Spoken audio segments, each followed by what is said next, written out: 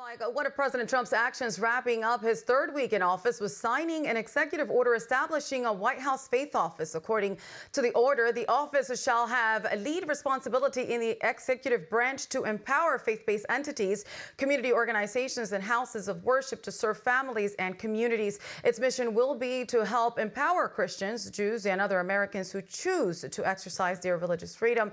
The executive order explains the office will be part of the Domestic Policy Council. The head of the office will include a senior advisor to consult with faith and community leaders to help defend religious liberty and combat anti-Semitism, anti-Christianity, and other anti-religious bias. In a separate announcement, Donald Trump said that the office will be led by Reverend Paul White, who has been his religious or faith advisor for years. The faith office will also work with Attorney General Pam Bondi, who Trump said would be named head of a task force to eradicate anti-Christian bias. Trump instructed all federal agencies to designate a, quote, faith liaison in the next 90 days.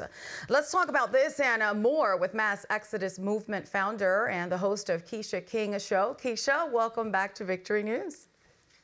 Thanks for having me, Fior.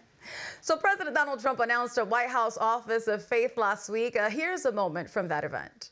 In the White House, we will protect Christians in our schools, in our military, in our government, in our workplaces, hospitals, and in our public squares. And we will bring our country back together as one nation under God with liberty and justice for all. Keisha, your reaction to this action by the president? What a refreshing sentiment to hear from the President of the United States. The last 4 years has been mostly anti-Christian. When we heard the Biden administration talk about Christianity, it seemed to be in a very negative way. So it's so refreshing as a Christian myself to hear the President of the United States say that this is an important institution that we need to keep in our Judeo-Christian principled country.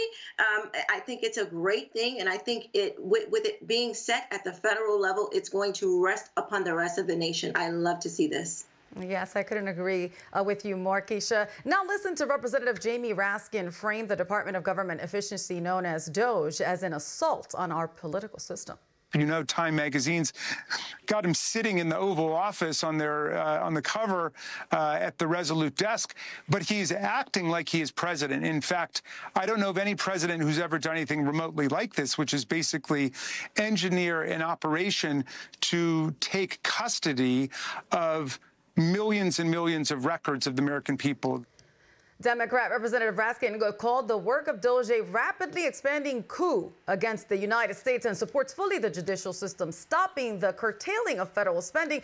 Do you believe that seeking to eliminate government waste of tax dollars is a threat to the United States, Keisha? I don't even know how you could possibly come up with that.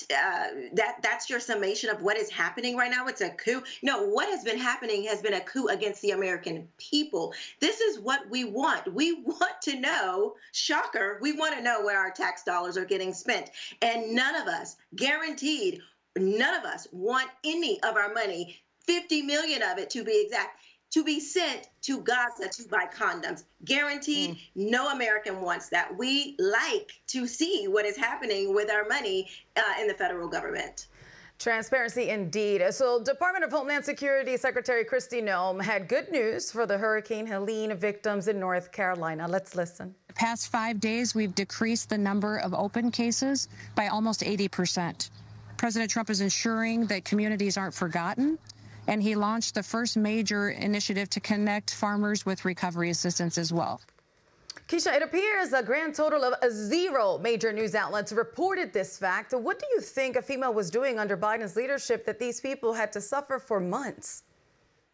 Oh, I can tell you, these news outlets were receiving money from the federal government to it seems to me to not cover the things that the American people should actually know. So I am not surprised that media outlets have not covered this because they were actually part of, the cover up in receiving all these money, all these millions and billions of dollars.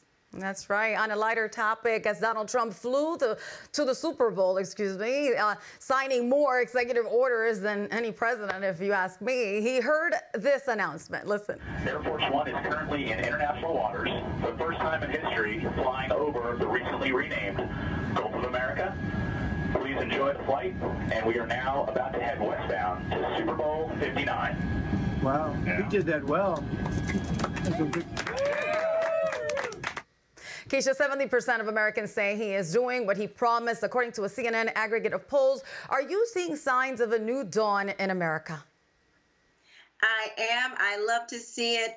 Everything that he's doing, including renaming this portion of America to the Gulf of America. I am here for it.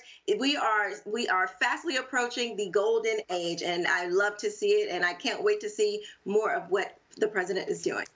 Thank you, Keisha. To find out more about Keisha King and the Mass Exodus Movement, visit KeishaKing.com or MassExodusMovement.com. Thank you again, Keisha, for being with us today. Thank you.